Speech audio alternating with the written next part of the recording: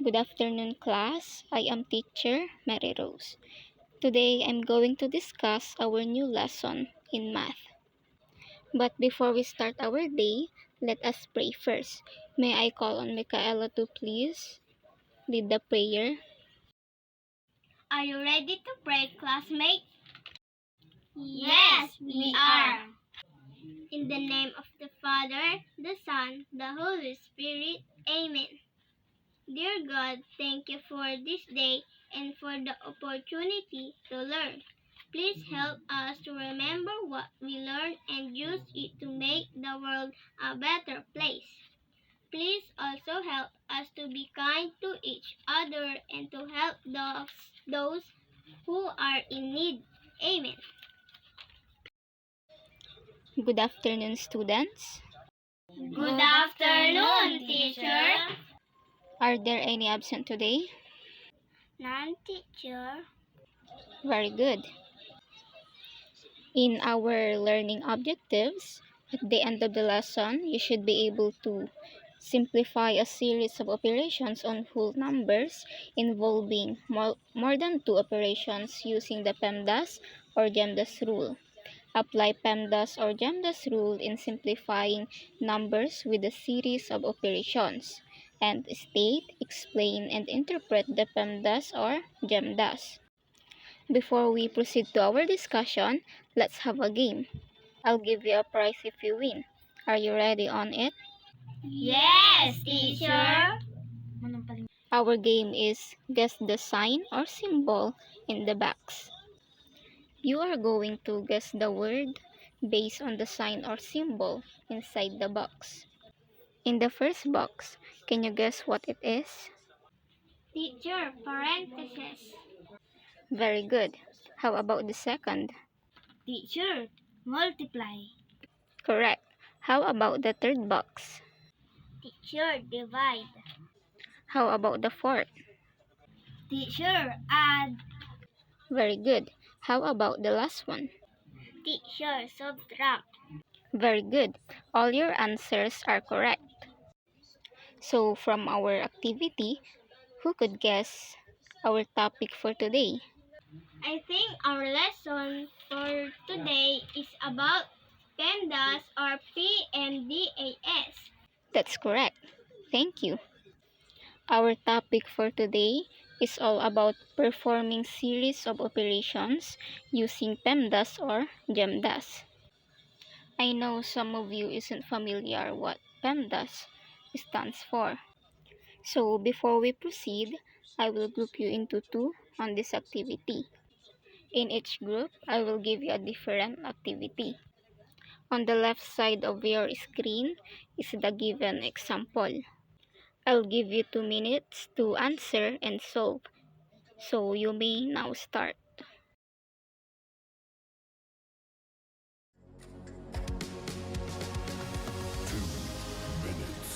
Left.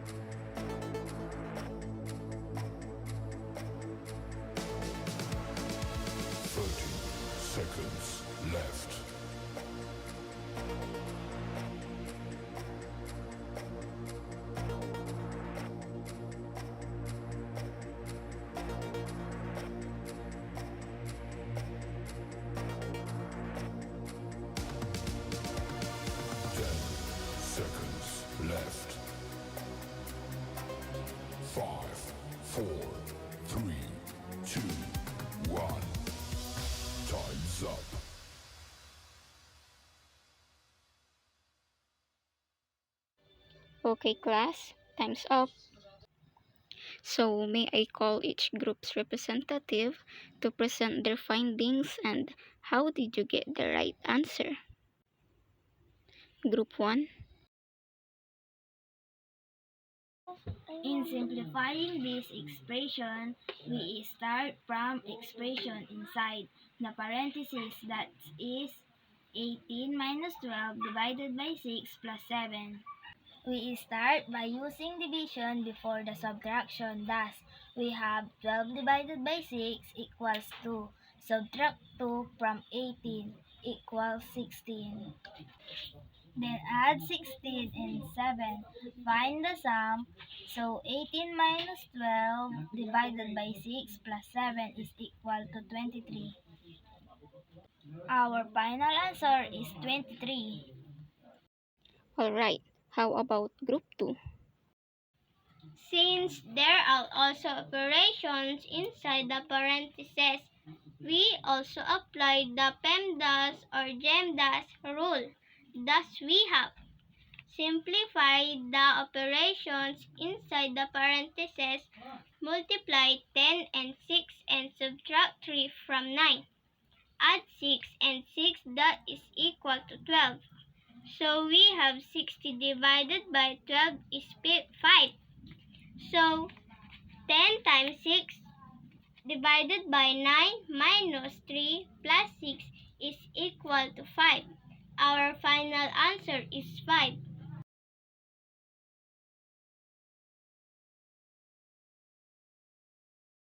So, here are the right answer. Very well said answers, Group 1 and 2. Thank you for your cooperation. Let us give yourselves a round of applause. You did great in our activity, so let us start our discussion. A while ago, I asked you to solve an expression using a fundamental operation. So, what are those 4 fundamental operations? The 4 fundamentals operation are multiplication, division, addition, and subtraction. That's correct. Did you know that there is a rule that can help us when solving a series of operations?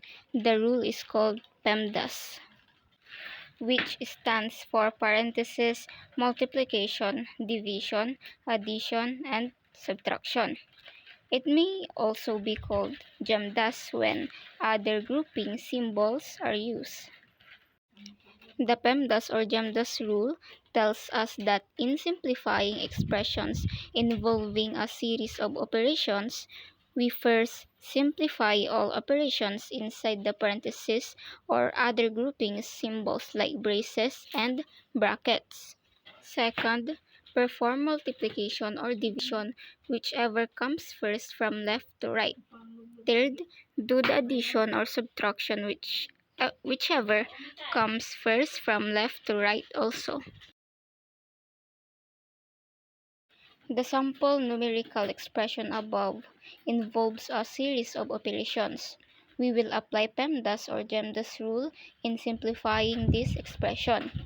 We start from the expression inside the parentheses, and these are parentheses 10 divided by 2 times 5 and parentheses 14 plus 6 minus 4. Since there are also operations inside the parentheses, we will also apply PEMDAS or GEMDAS rule. Thus we have parentheses 10 divided by 2 times 5 times parentheses 14 plus 6 minus 4 plus 2 is equal to parentheses 5 times 5 times parentheses 20 minus 4 plus 2. When the operations inside the parentheses have already been simplified, we can already remove the parentheses.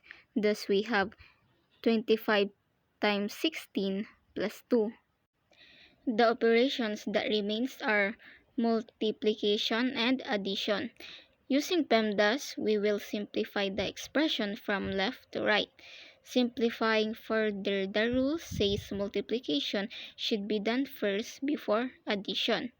Thus we have Multiply 25 by 16, then add 402, and it equals to 402. So, parenthesis 10 divided by 2 times 5 times parenthesis 14 plus 6 minus 4 plus 2 is equal to 402.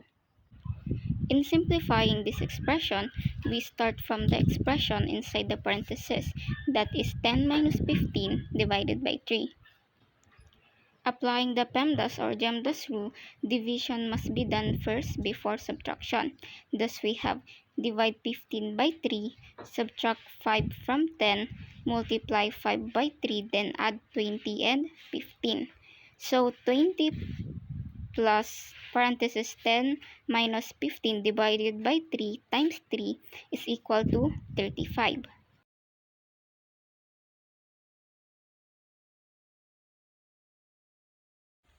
Alright class, let's do a recap.